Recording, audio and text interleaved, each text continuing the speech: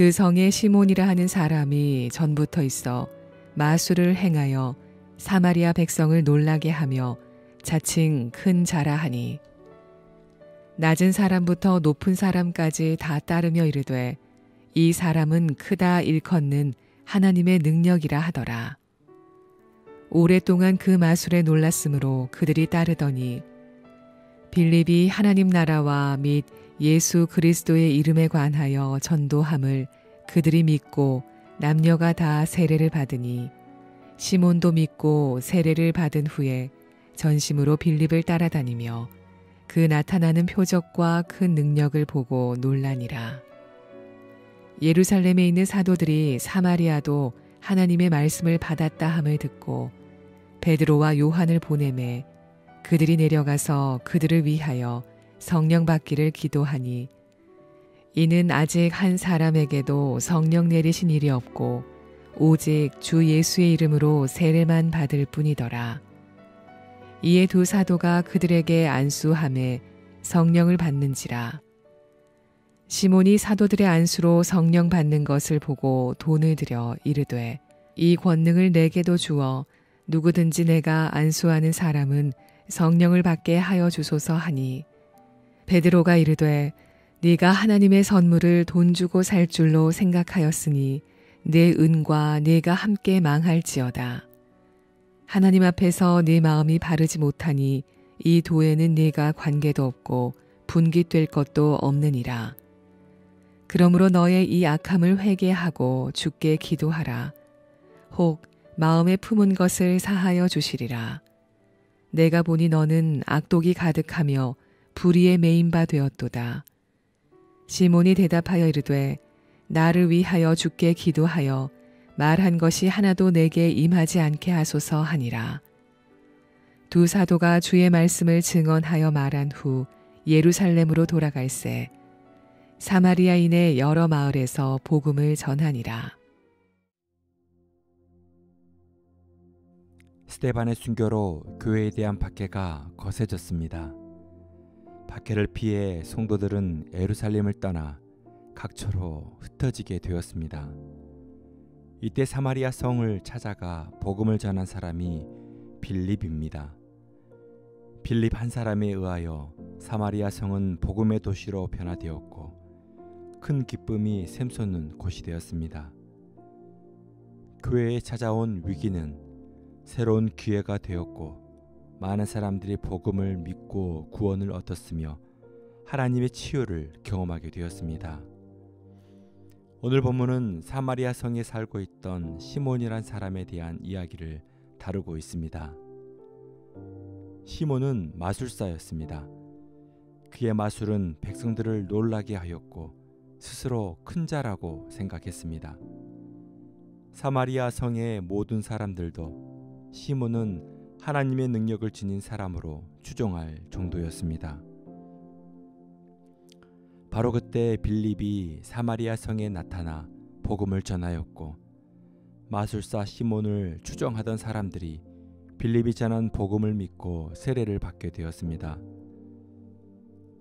시몬 역시 빌립이 전한 복음을 듣고 세례를 받았습니다. 그리고 시몬은 마술사를 그만두고 전심을 다해 빌립을 따라다녔습니다. 시몬은 잘못된 옛 삶을 완전히 정리하고 새롭게 믿음의 삶을 살아가는 듯 보였습니다. 유대인들은 사마리아인들을 혐오했습니다. 그런데 사마리아인이 복음을 믿고 세례를 받는다는 소식이 예루살렘에 전해졌습니다. 사도들은 반신반의하면서 사실 여부를 확인하기 위하여 베드로와 요한을 사마리아로 보내 사실 여부를 확인하도록 하였습니다.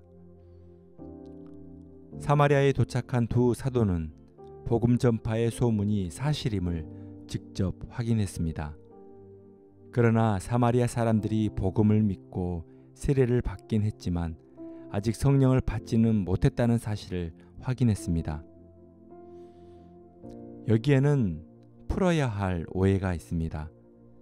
사실 성령의 역사가 아니고서는 그리스도를 주라 고백할 수 없습니다. 성령이 아니고서는 하나님께 나아갈 수 없습니다. 그런데 베드로와 요한이 보기에는 사마리아인들에게 성령이 아직 임재하지 않은 것처럼 보인 것입니다. 왜 예수를 믿고 세례까지 받았는데 성령의 임재가 없는 것처럼 보였을까요? 베드로와 요한이 사마리아 성에 도착해서 일어난 성령 임재는 특별한 사건이라고 할 수 있습니다. 사마리아인들이 성령의 임재를 통하여 예루살렘 지도자들에게 그리스도인으로서 인정받고 환영받게 하신 것입니다. 사마리아인들은 유대인들로부터 오랫동안 경멸의 대상이었습니다. 예루살렘 밖에 있는 사람들, 특별히 유대인들이 징승처럼 생각했던 사마리아인들이 성령을 받고 하나님의 백성이 되었다는 것에 대한 외부적인 증거가 필요했습니다. 그래서 예루살렘에서 파견 나온 베드로와 요한이 왔을 때 사마리아인들도 성령을 받고 예수를 믿어 새로운 하나님의 백성 공동체 안에 편입되었다는 사실을 확인하도록 한 것입니다.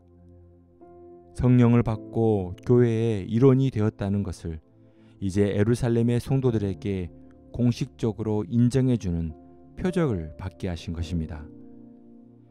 이로 인해 예수님께서 약속하신 사도행전 1장 8절 말씀이 이루어진 것입니다. 오직 성령이 너희에게 임하시면 너희가 권능을 받고 예루살렘과 온 유대와 사마리아와 땅끝까지 이르러 내 증인이 되리라. 이 말씀이 직접적으로 이루어진 것을 확인한 것입니다. 약속하신 말씀이 이루어진 것을 확인한 것입니다.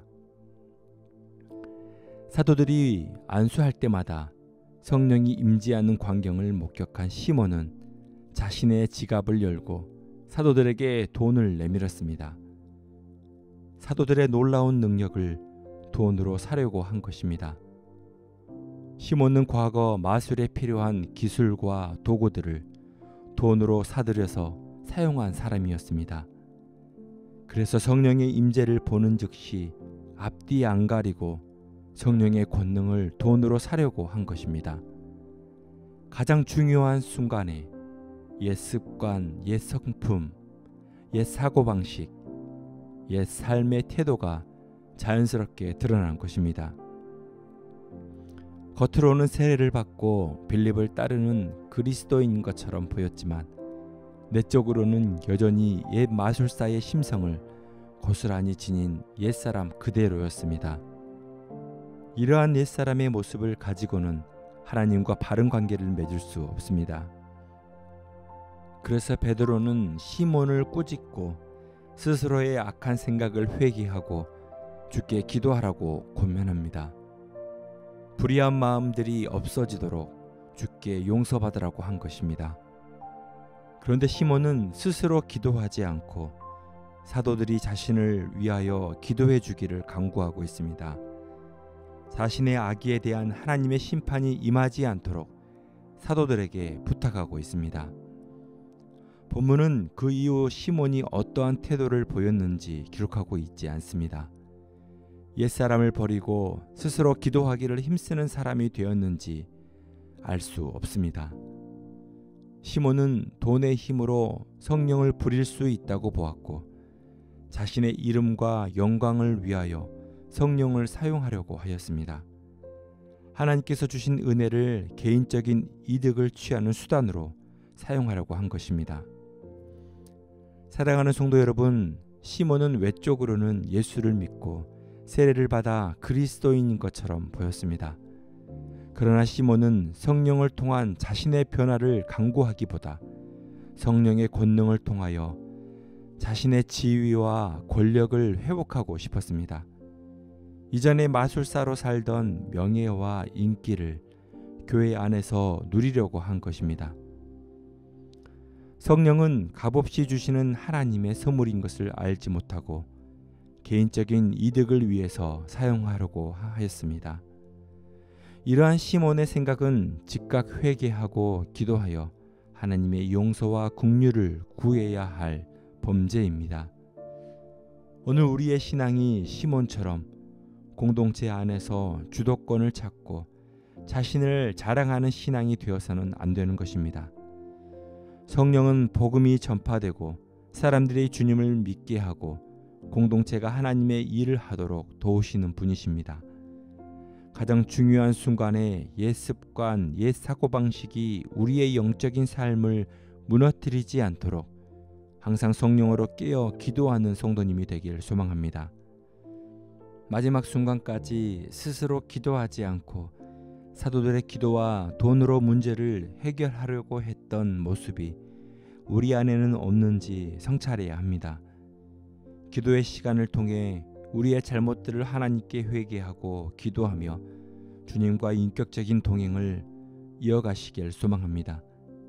성령께서 우리의 불의한 마음을 태워주시고 자유롭게 해주시며 하나님의 선을 계속해서 행할 수 있는 권능의 사람이 되길 주님의 이름으로 축복합니다. 기도하시겠습니다. 사랑의 하나님, 우리의 옛 습관과 사고방식이 영적 성장을 방해하지 않도록 지켜주옵소서. 옛 성품과 육신의 욕망을 성령의 능력으로 깨닫게 해주시고 회개하며 살게 하여 주옵소서. 오직 하나님의 영광을 위해서 살아가는 성도가 되게 해주시고 성령의 충만함으로 진정한 자유와 기쁨을 누리며 살게 하여 주옵소서. 우리의 가정과 교회 안에 서로 사랑하고 섬기며 주님의 말씀 안에서 하나 되는 은혜를 허락하여 주옵소서. 오늘도 우리의 삶을 통해 하나님의 사랑과 복음이 전파되는 은혜를 주옵소서. 예수 그리스도의 이름으로 기도합니다. 아멘.